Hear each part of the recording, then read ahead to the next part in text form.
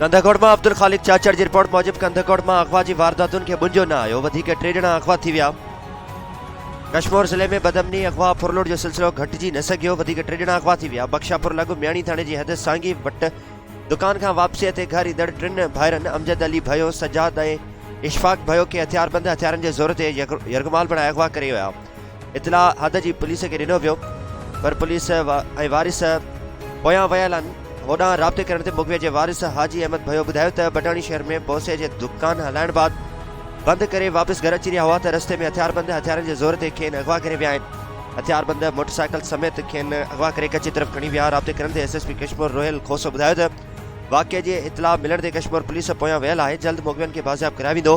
मुगवियन जे अगवा जे कड़क पवण ते घर में रोड राड़ो मची वियो आहे। यादि रहे त कश्मीर ज़िले में मुगवियन जो अंग वधी 15 थी वियो आहे, पर कश्मीर पुलिस मुगवियन के बाज़ियाब करण में नाकाम नज़र अची रही है।